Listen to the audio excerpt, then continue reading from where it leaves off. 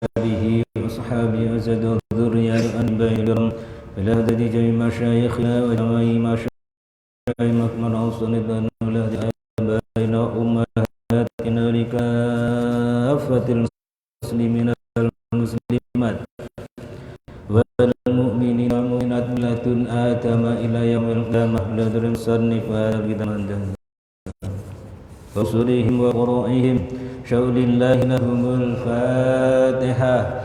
أعوذ بالله من الشيطان الرجيم. بسم الله الرحمن الرحيم. الحمد لله رب العالمين الرحمن الرحيم مالك يوم الدين إياك نعبد وإياك نستعين اهدنا الصراط المستقيم صراط الذين أنعمت عليهم غير المغضوب عليهم ولا الضالين آمين. بسم الله الرحمن الرحيم. الحمد لله الذي أنعم علينا بنعمة الإيمان والإسلام. أشهد أن لا إله إلا الله وحده لا شريك له الملك العالم وأشهد أن سيدنا محمدا عبده ورسوله سيد الأنام. اللهم صل وسلم على سيدنا محمد وعلى آله وأصحابه ومن تبعه إلى يوم الدين. قال رب اشرح لي صدري ويسر لي أمري واحلل عقدة من لساني يفقهوا قولي وزيرا من أهلي آمين. Yang kami hormati segenap PKM Ustazan dan juga yang kami hormati para jamaah, mudah-mudahan pada kesempatan kali ini Allah SWT memberikan rahmat dan memulihkan kepada kita semua. Mudah-mudahan Allah SWT meringankan langkah kita untuk menuju ibadah kepada Allah SWT. Mudah-mudahan pada kesempatan kali ini kita niatkan dengan niat yang ikhlas taklim, mudah-mudahan kita mendapatkan ilmu yang berkah, manfaat, maslahah bid-din wa dunya wal akhirah. Mudah-mudahan salawat serta salam disanjungkan kepada junjungan kita Nabi Muhammad sallallahu alaihi wasallam serta keluarganya, sahabatnya dan umatnya, dan juga kepada guru-guru kita. Mudah-mudahan senantiasa diberikan kesehatan oleh Allah Subhanahu wa taala. Orang tua kita, keluarga kita, mudah-mudahan diberikan sehat walafiat, sehat lahir dan batin.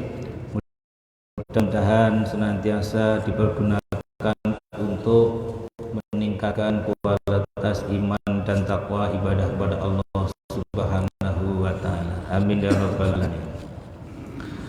Mari kita lanjutkan taklim pada malam hari ini pada halaman 64. Faman kathra sakatuhu qalla haya'uhu. Bismillahirrahmanirrahim. Wa man, dan barang siapa, kathra, yang banyak, sakhatuhu, kesalahannya, qalla, maka sedikit, haya'uhu, sifat malunya. Qala, berkata siapa ba'dul hukama'i, sebagian para hukama, man, barang siapa, kasahu, yang memakaikan, al-haya'u, sifat malu, thawbahu, pada bajunya, atau bersifat malu, lam yaro, maka tidak akan melihat siapa annasu, orang-orang, aibahu, pada keaibannya. Waqala, dan berkata, Abdul Bulaghai,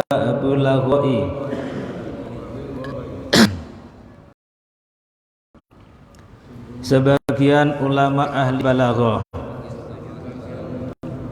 hayatul wajhi, hidupnya muka itu, bihayaihi, ialah dengan sifat malunya, kama anna hayatal gharsi, seperti bahwa hidupnya tanaman, bimaihi, dengan airnya. Qala, berkata Shalih bin Abdul Qudus, Shalih, alaika, atas kamu, wa innama yadullu, dan sesungguhnya yang menunjukkan, ala fi'lil karimi, pada pekerjaan orang yang mulia, apa haya'uhu, sifat malunya, waman, dan barang siapa, qalla, yang sedikit, haya'uhu, sifat malunya, qalla, maka sedikit pula, wara'uhu, sifat waroknya. Adapun sifat warok, ijtinabu syubuhati, ialah menjaga barang yang syubhat, khaufan, karena takut, minal wuqu'i, dari jatuh, fil muharramati, dalam barang-barang yang diharamkan, waman, dan barang siapa, qalla, yang sedikit, wara'uhu, sifat waroknya, mata, maka tentu mati, qalbuhu, hatinya, falam yaqbal, maka tidak akan menerima, al-mau'izata, atas nasihat, wa inna ab'adan nasi, karena sesungguhnya yang paling jauh orang-orang, minallahi ta'ala, dari Allah ta'ala, qalbun, ialah hati, qasin, yang keras, wallahu a'lam bishawab.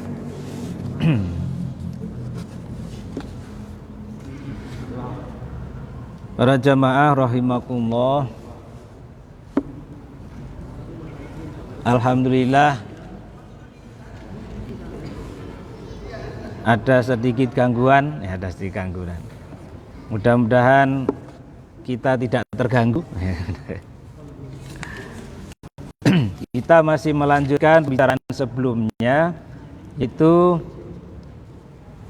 dari yang dikatakan Abu Bakar, kalau nggak salah, Umar. Sahabat Umar berkata, sambungan sebelumnya, man kathuro kalamuhu, kathuro sakhatuhu, barang siapa yang banyak ngomongnya, apa-apa diomong, dikit-sedikit omong, ngomong kok sedikit-sedikit gitu ya. Nah itu akan lebih banyak jatuh kesalahan dibanding orang yang banyak diam.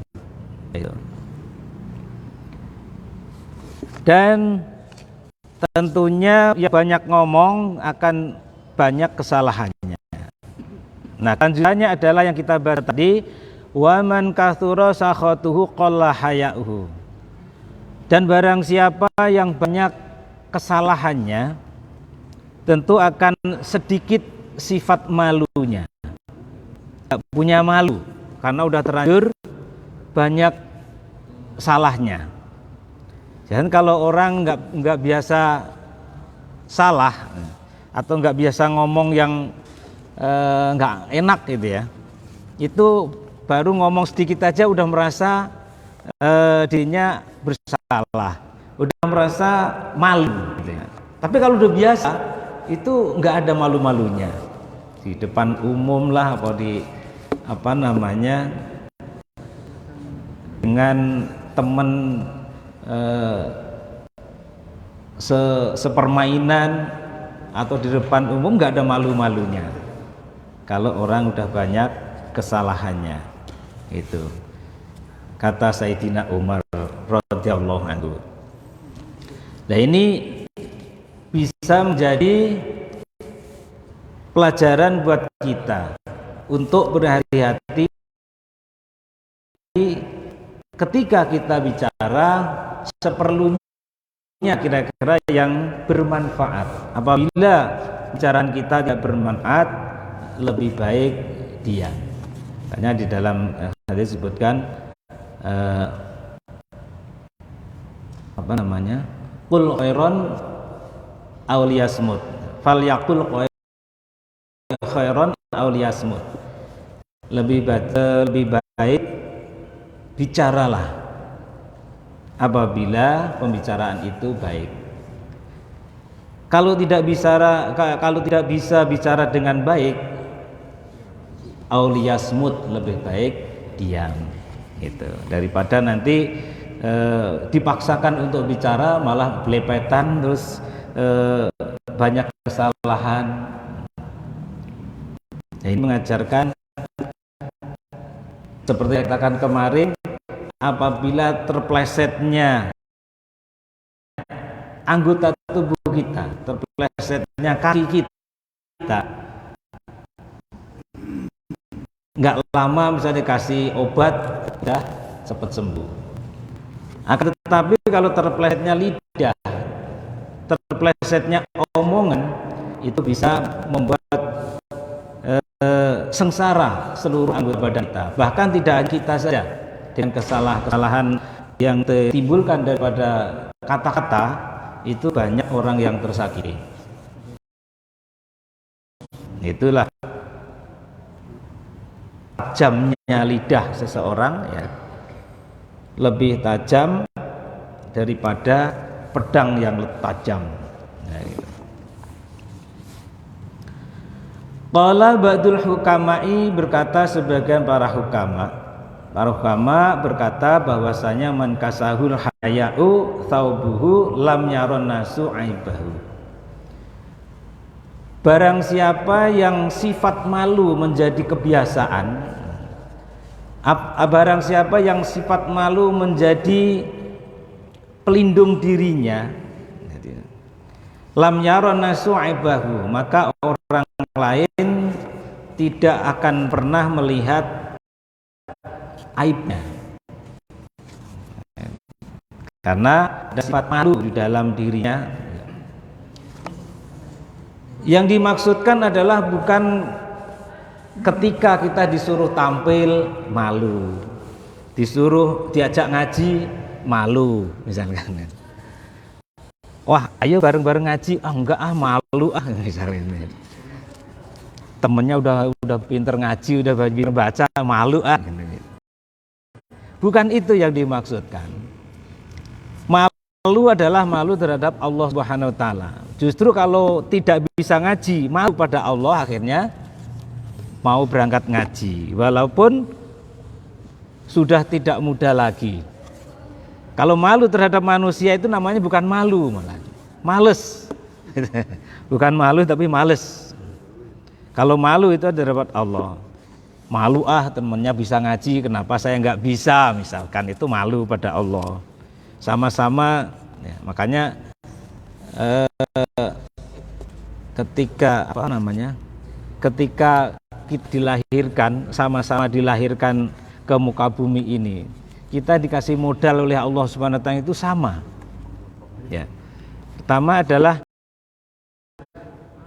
dikasih modal hati. Terus dikasih modal pendengaran dan dikasih modal penglihatan. Sama-sama tiga-tiganya itu adalah diberikan kepada semua manusia. Nah, tergantung bagaimana bisa mengembangkan, memanfaatkan ketiga modal yang diberikan Allah Subhanahu wa taala.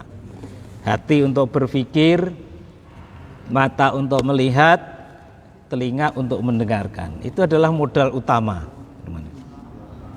Maka di situ ketika kita melihat anak kecil gitu, maka di situ yang bisa dilakukan adalah apa yang didengar dan apa yang dilihat. Gitu. Jadi misalkan mau dikasih tahu begini-begini gitu belum bisa. Jadi apa yang dilihat dia akan ditiru, apa yang didengar dia akan ditiru, dan seterusnya berkembang. Tergantung bagaimana cara mengembangkannya di situ. Nah, kita lanjutkan waqala ba'dul bulagha hayatul wajhi bi hayaihi kama anna hayatal kharsi bimaihi. Hidupnya muka itu bihayaihi tergantung dengan sifat malunya. Maksudnya ini diambil muka ya. Itu adalah mewakili untuk seluruh anggota kita. Kalau mukanya cerah, jadi seluruh anggotanya ikut cerah. Jadi bukan mukanya saja. Jadi hidupnya muka itu, hidupnya seseorang ya, tergantung pada sifat malunya. Artinya malu kepada Allah Subhanahu wa taala. Kalau malu terhadap Allah Subhanahu wa taala, tentunya orang itu akan berhati-hati dan tidak ingin melakukan segala sesuatu yang notabene dilarang oleh Allah Subhanahu wa taala. Maka kalau kita bisa menelusuri, misalkan tadi kan berawal dari man kathura kalamu kathura sakhatuhu, dari pembicaraan. Jadi berhati-hati di sana, termasuk yang keluar dari mulut itu bisa ghibah. Ghibah itu adalah ngomongin orang, ngomong kejelekannya orang. Kalau kita itu rajin ngomongin kejelekan orang sehingga kita lupa dengan kejelekan kita sendiri, nggak kelihatan. Yang kelihatan adalah keburukan orang lain. Kalau sering kita lakukan demikian, keburukan kita sendiri seolah-olah tertutupi karena kita rajinnya ngomongin orang. Akan tetapi kalau kita bisa introspeksi diri kita tidak sempat untuk membaca orang lain. Yang kita baca diri kita, kekurangan kita di mana, yang harus kita penuhi apa, kira-kira gitu. Setiap hari kita introspeksi ya. Muhasabah atau namanya muhasabah. Jadi muhasabah itu tidak hanya ketika kita menjelang tahun baru aja gitu. Biasanya kita ayo muhasabah itu. Biasanya kalau akan memperingati tahun baru. Mengajak itu juga bagus, daripada nggak sama sekali ini ya. Mengajak bagaimana untuk mengintrospeksi setahun yang lalu, apa yang kita lakukan, apa yang belum, ya gitu. Apa yang masih menjadi suatu kesalahan kita perbaiki di tahun ke depan. Apa yang belum kita lakukan, yang sudah kita cita-citakan akan kita laksanakan di tahun mendatang. Itu bagus. Tapi lebih bagus lagi kalau kita itu bisa introspeksi diri setiap hari, supaya kita itu tidak sibuk ngomongin orang. Nah itu kalau kita itu introspeksi diri, jadi tidak ada ruang untuk ngomongin orang. Kalau kita tidak pandai untuk introspeksi diri, waktu kita habis untuk ngomongin orang. Betul nggak betul? Kadang-kadang apa dikit temennya yang ada kesalahan sedikit kelihatan semua, tapi dirinya tertutup karena kita sibuk ngomongin orang. Nah itu namanya nggak punya sifat malu. Kalau punya sifat malu adalah malu terhadap diri sendiri daripada ngomongin orang, mendingan ngomongin diri sendiri. Jadi kekurangannya. Karena apa? Yakinlah dalam diri kita. Jadi dalam kita tanamkan keyakinan itu bahwasanya kullu bani adama khotoun. Setiap anak manusia pasti mempunyai luput dan salah. Nah, kita sebagai manusia pasti mempunyai salah. Nah, sehingga kesalahan-kesalahan yang kita lakukan ini kita perbaiki supaya kita itu tidak sibuk ngoreksi orang lain saja gitu. Tapi lebih mudah ngoreksi orang lain daripada ngoreksi diri kita sendiri. Apalagi ketemu lawan, terus lawannya memberikan bumbu-bumbu gitu ya kan mudah manjang malah manjang ya. Kama ana hayatal gharsi bimaihi, seperti hidupnya sebuah tanaman dengan disiram air. Nah, di sini adalah menggambarkan bahwa kalau kita bisa kepengin hidup muka kita, kepengin cerah raut wajah kita, tumbuhkan rasa malu pada Allah Subhanahu wa taala atas segala kekhilafan, kekurangan apa yang kita lakukan ini. Qala Shalih bin Abdul Qudus min Bahri Tawil. Nah, ini sebenarnya kalau bicara tentang bahar Tawil sebenarnya ada macam apa ya? Lagu, ada nadham, syair.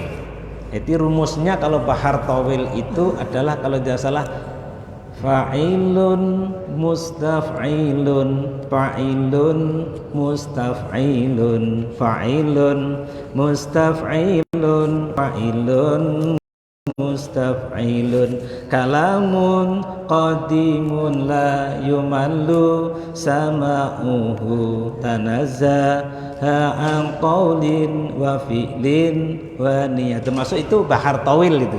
Ini sama juga kalau Bahar Tawil rumusnya itu ketukannya begitu, ketukannya ya. Idza qalla ma'ul wajhi qalla haya'uhu wala khaira fi wajhin idza qalla ma'uhu. Jadi rumusnya kalau Bahar Tawil ada bahar apa namanya? Selain Bahar Tawil,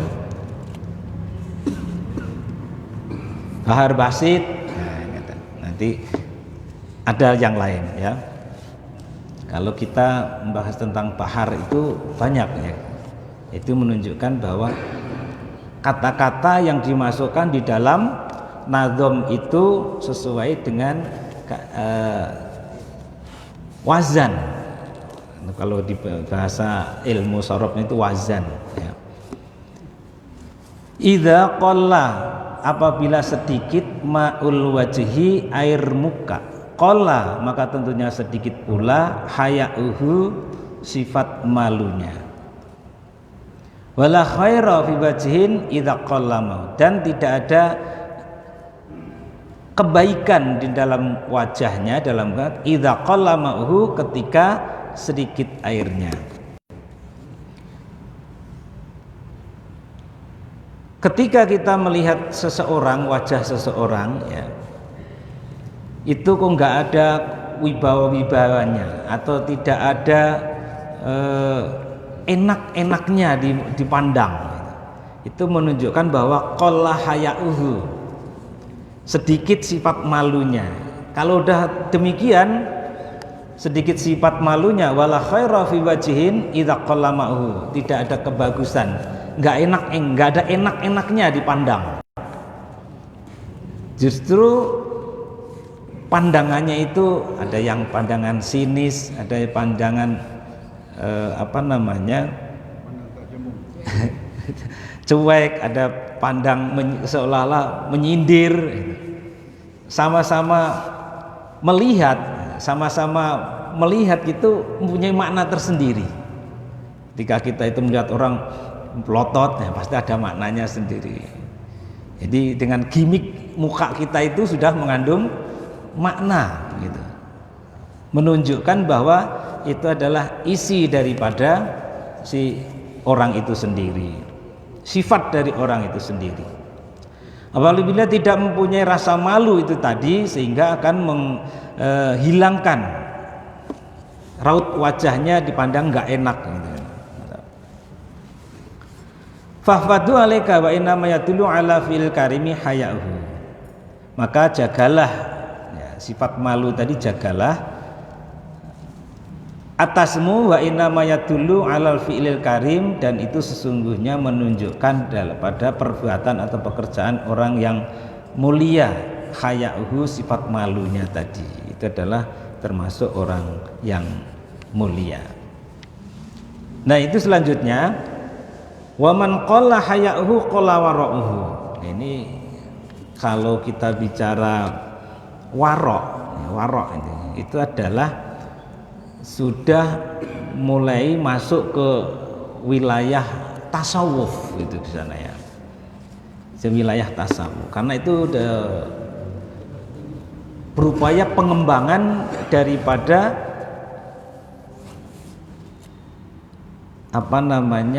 di situ kan ada iman, Islam, dan ihsan. Dan ini adalah cabang daripada ihsan itu sendiri. Ihsan adalah menunjukkan etika. Kalau etika sudah tinggi nanti sudah masuk menjadi tasawuf. Nah, orang yang tasawuf itu adalah ciri-cirinya adalah yang warok. Warok ini. Wa qalla wa man qalla haya'uhu qalla wara'uhu. Barang siapa yang sedikit sifat malunya, qalla wara'uhu, maka tentu sedikit pula sifat waroknya. Sifat warok itu apa sih gitu? Wa huwa ijtinabu syubhati khaufan minal wuqu'i fil muharramati. Sifat warok itu adalah orang yang sangat berhati-hati menjauhkan diri dari sifat-sifat syubhat. Kenapa dia menjauhkan diri dari sifat dua? Khaufan, karena takut, minal wuqu'i, daripada jatuh fil muharramati, di dalam sesuatu yang diharamkan. Makanya kalau sifat warok itu tidak menunggu, takutnya dia itu tidak menunggu terhadap sesuatu yang benar-benar diharamkan oleh Allah. Kalau haram udah pasti dijauhi. Bahkan sifat syubhat saja dia jauhi karena takut nanti kalau kebiasaan menjalankan sifat-sifat yang syubhat, takut jatuh di dalam perkara yang haram. Jadi yang apalagi yang jelas-jelas haram, yang syubhat saja, kalau orang yang warok itu sudah berusaha untuk menghindari. Dia mengambil pada sesuatu yang benar-benar halal secara fisik, secara cara mendapatkannya, yaitu sangat dijaga sekali kalau orang sudah warok. Makanya saya katakan di situ sudah masuk ke ranah tasawuf di sana.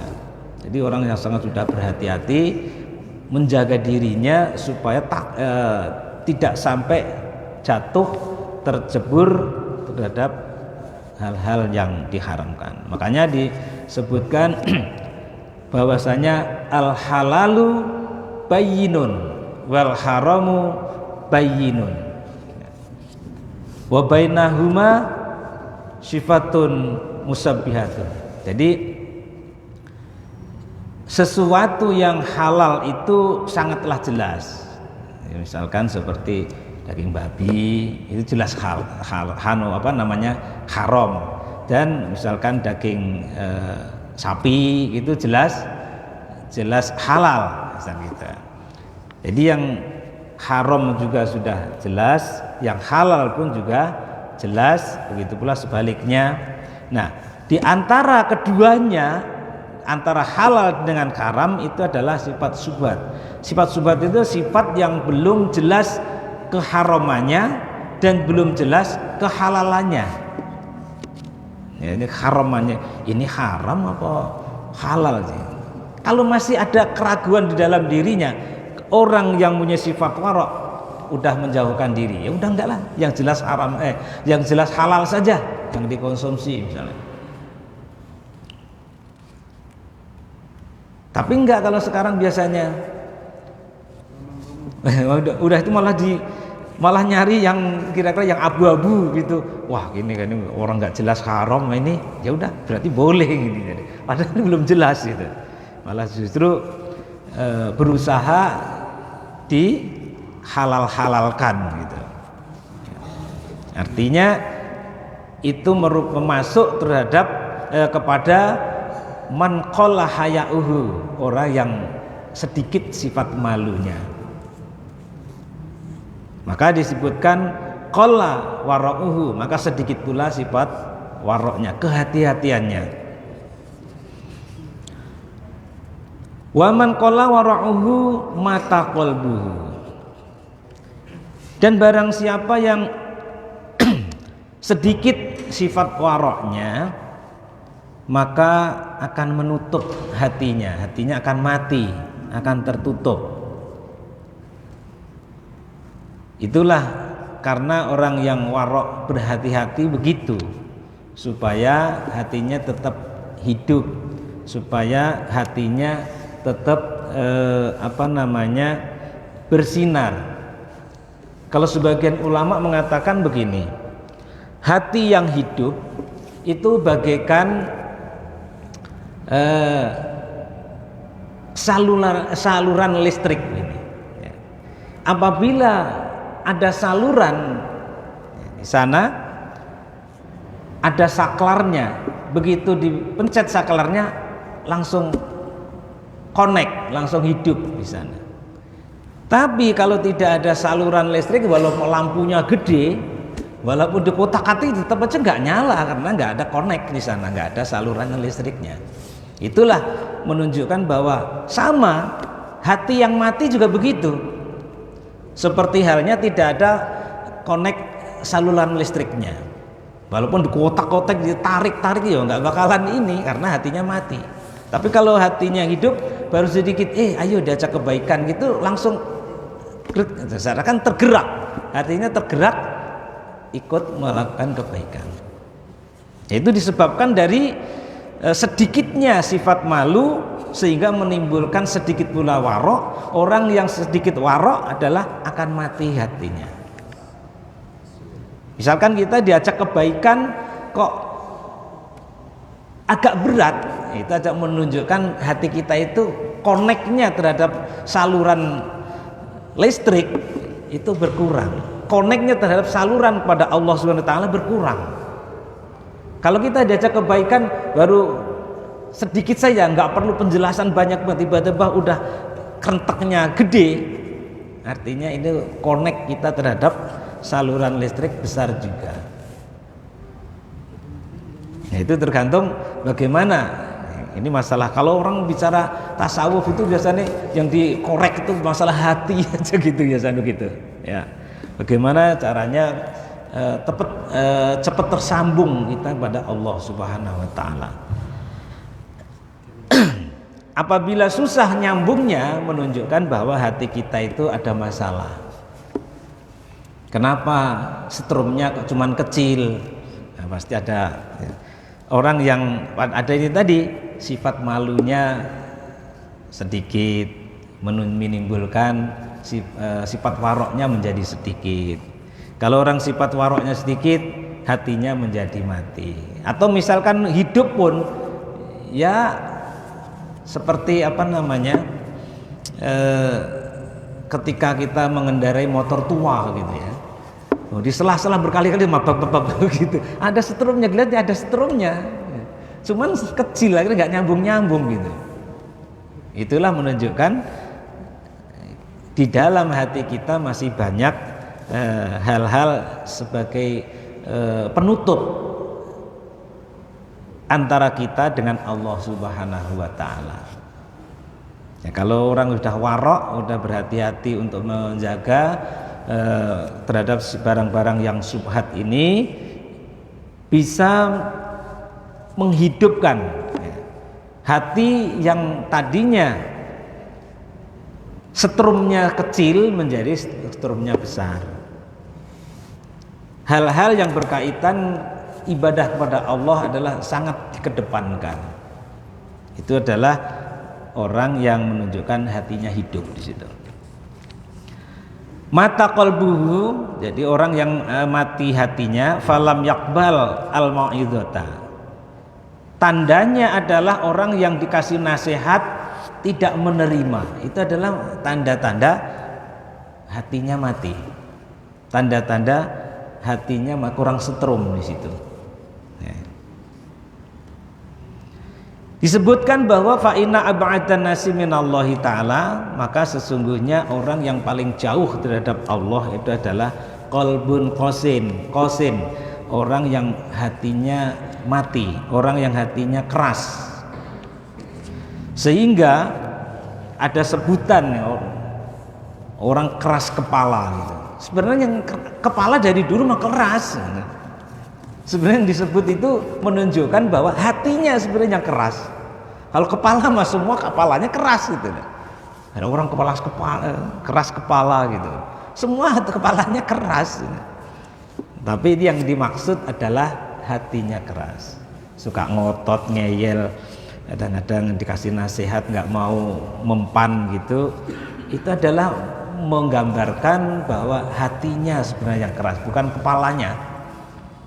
Tapi kita menyebutnya adalah orang keras kepala itu gitu. Nah itu sebenarnya yang dimaksud adalah hatinya yang tidak mau menerima mau'izah, tidak mau menerima nasihat, nggak mau menerima kebaikan, nggak mau menerima perintah-perintah Allah. Ini karena disebabkan apa? Karena disebabkan disetir atau dibumbui dengan nasihat-nasihat setan di situ. Jadi inilah tantangan kita sebagai seorang muslim adalah di situ. Makanya di situ saya katakan bahwa kita jangan sibuk untuk mengoreksi orang lain, koreksilah diri kita sendiri supaya hati kita itu lunak, supaya hati kita itu mudah menerima nasihat, mudah menerima kebaikan, mudah menjalankan kebaikan. Itu tergantung bagaimana memanage kita hati kita, bagaimana kita mengelola hati kita. Itulah. Maka itu tidak didasarkan atau tidak karena orang rajinnya ke masjid, belum tentu. Itu belum tentu. Ya.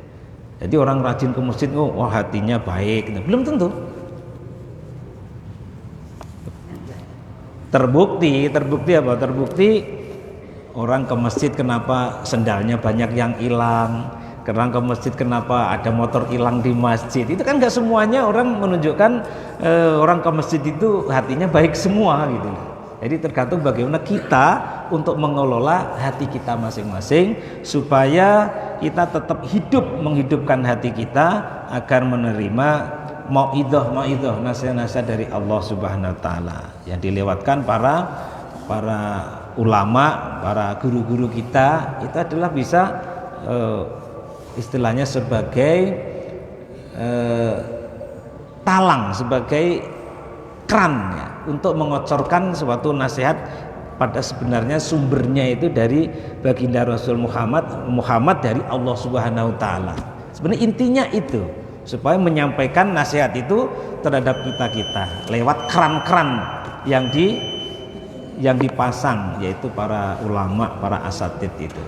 Nah, itulah mudah-mudahan apa yang kita pelajari pada kesempatan kali ini menambahkan pengetahuan di dalam hati kita, dan kita bisa mengatur ritme bagaimana hati kita supaya tetap hidup, bisa menjalankan ibadah kepada Allah Subhanahu wa taala, connect kepada Allah Subhanahu wa taala. Mudah-mudahan kita semua menjadi orang yang baik di dunia maupun baik di akhirat. Amin ya rabbal alamin. Al-Fatihah. A'udzu billahi minasyaitonir rajim. Bismillahirrahmanirrahim. Alhamdulillahirabbil alamin. Arrahmanir rahim. Maliki yaumiddin. Iyyaka na'budu wa iyyaka nasta'in. Ihdinas siratal mustaqim. Siratal ladzina an'amta 'alaihim ghairil maghdubi 'alaihim waladdallin. Assalamualaikum warahmatullahi wabarakatuh.